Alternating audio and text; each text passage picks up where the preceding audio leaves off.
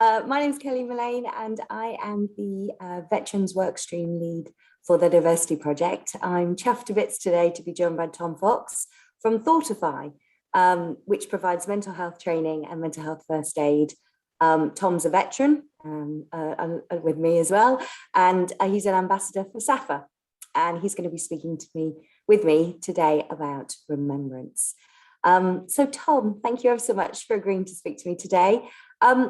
Why is remembrance important in general, but also why is it important for you personally as a veteran? For me personally, I come from a multi-generational line of soldiers, basically. My great-grandfather and his brothers fought in World War One.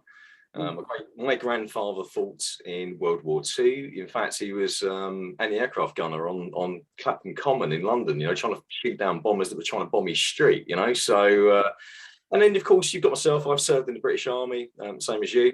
I later worked with the United States government as well, looking after diplomats and engineers in Iraq and across the Middle East. And so, there's a lot of background historically, family-wise, for me. But I'm also proud that my forefathers stood up, and did what they did. They fought against tyranny, and they fought their hardest to defend this country and defend its freedoms, both at home and in the wider world.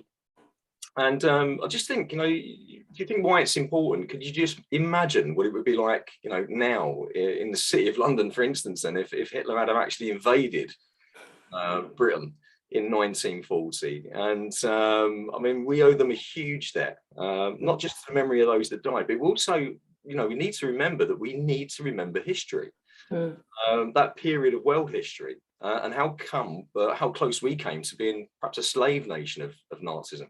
Yeah, it's a good point. But why is it important today? I mean, I know you're talking about remembering history, which I think is incredibly important. Yeah. But for the veterans nowadays as well, it's just as important, right?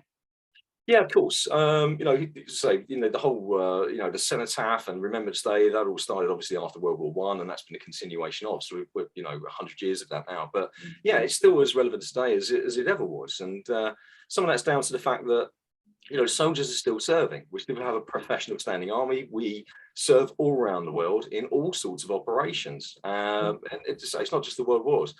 Our services have been actively engaged in defeating tyranny and protecting this country, since the end of the Second World War up until today. And believe it or not, there will be actually many, closer to home, I suppose, there will be many military operations happening, even in the City of London, that people generally won't know about and probably will never know about, but will have saved lives. So it's hugely relevant. It's not just related to something that happened 100 years ago. It's every day and also tomorrow. Yeah, of course. Many people are really interested by those that have served. I'm sure you've had questions too, but I think sometimes, and I say this as a group, civilians are scared to ask. Or sometimes they just want to know too much, maybe. Do you think veterans are happy to talk about their experiences? Yeah, in general, I think they are. Yeah, and we're more than happy. Veterans will tell you what they want to tell you, or as much as they want to tell you. And so if you ask them the question, they're very good generally at navigating difficult questions. And so they don't want to, they're not going to over elaborate what they did, and it's not going to be all gore, and they're not going to break down. And they will tell you quite honestly and reliably about experiences they've had. They're often very funny experiences, and you can learn a lot from them. And in fact, I've recently been involved with a project by SAFA, the Armed Forces charity, back in October, and that project was to promote a campaign to get family members speaking to their older family members that may have served in the armed forces and get them to talk about their experiences. And the reason for that was because these are often fascinating, funny experiences, but they're family history, and they're important histories for all of us. And unfortunately, if we don't speak about these lived experiences or encourage veterans and other family members to talk about the experiences, they'll fade into history and just die out with that generation. And it's hugely important information. It's too important for it's too good to let it die out. So yeah, please do ask us. We'd love to talk to you. Yeah, exactly. One of the questions I always ask is, when I'm interviewing veterans is what is it about veterans or people that have served in the armed forces that makes them different? Or for organisations that are watching our chat today, why is it that, you know, organisations should consider veterans to be a diverse talent pool from which to get, you know, new employees? I would say, you know, we speak about diversity a lot more now than we did before, but I would say it's always been one of the most diverse talent pools you could ever reach into. That's always been there. You know, there are people in the armed forces from every walk of life. You know, men, women that have done amazing things with different skill sets. You know, they're highly trained. They've had extensive training. They're experienced at working in a wide range of diverse environments. Sometimes hugely stressful environments, more stressful than anyone could ever imagine, really, and doing that job massively well. So they're very adaptable, they're very resilient, and that's another word that's used quite a lot nowadays. But resilience, well, it's in our kit bag, isn't it? Resilience, it has to be there. We know all about it. We have to have it. And resourcefulness, you know. In any occupation, you will know sometimes the tools aren't quite right, or the software doesn't work, or you haven't got the thing you need to get it done. Well, that's pretty much the story of our lives as armed forces. So it's about resourcefulness. It's about making things work even under the most extreme conditions in some instances. And so that's all good. But also, one of the main things I think is our ability to think critically through a problem. So rather than a knee-jerk reaction, an overreaction sometimes, or a badly thought through response to something, we will always critically think. We have a what if or a so what attitude, and we think through what are the options and why do we want to do those things, and that's how we generally come to conclusions. So you will find good thinkers, good problem solvers, and highly resourceful people in the veterans pool. So hire veterans, that's what we say, didn't it? Like hire more veterans. Yeah, absolutely. Yeah. And then finally, Tom, I guess if you could ask for one thing this Remembrance, and what would be your call to action, you know, for those watching, what would it be? I would say, but there's a couple of things I would say is don't, you know, the veterans community, the armed forces community, it's not separate to society. There are hundreds of people in the City of London now, working in the City of London around it, that are reservists or that are veterans themselves. They're a highly resourceful group, and they activate very quickly as well. We recently saw from Afghanistan what was happening in Afghanistan. I was receiving calls and having conversations with people. You'd be surprised at the levels of, you know, the levels they were at, that decided, because they weren't happy with what was happening, to get together, if you want.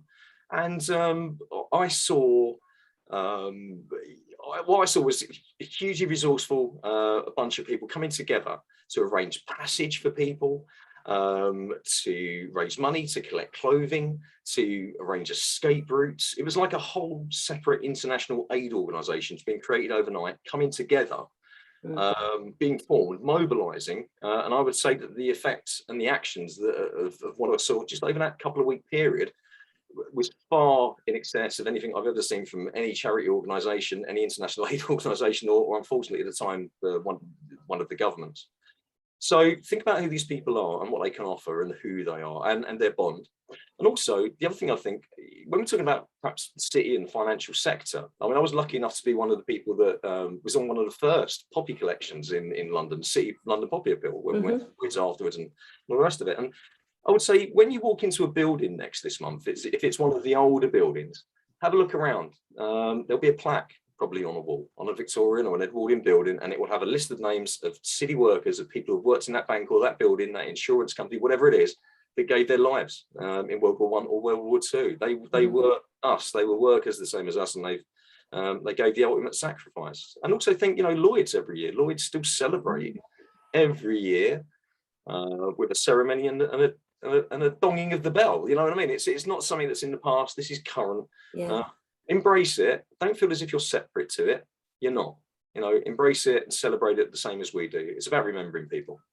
Yeah, really good point. Thank you, Tom. And you know, what are your plans personally? Are you going on parade? Yeah, I was lucky enough to be officially invited to the Cenotaph last year. There was only 16 of us invited because of the lockdown. So I was immensely proud of that, and especially it was the 100th year. And it was Mm. something spectacular to be invited to, and I've been invited back again this year. So I'm going to be at the Festival of Remembrance at the Royal Albert Hall, which is the official ceremony with the royal family, etc. The Albert Hall, and then I'll be the next day on the Sunday. I'll be marching at the Cenotaph again with my comrades. Oh, brilliant! That's fantastic. Thank you. Thank you to the Diversity Project for hosting our chat today in honour of Remembrance, and a huge thanks to Tom from Thoughtify for talking with me today. In return for speaking with me today, the Diversity Project has kindly covered the cost of mental health first aid course books for a free mental health seminar hosted by Tom himself for disabled armed forces veterans and their families and those who directly support them. So we're really pleased to be able to do that. And hopefully we've given you some food for thought around Remembrance this year. And if your organisation is interested in learning more about veterans and how to support those that have served in the armed forces, then please don't hesitate to contact the Diversity Project Veterans Workstream on the links provided. I look forward to seeing you on the parade, Tom. Thank you. Thank you very much, Kelly. Speak to you soon.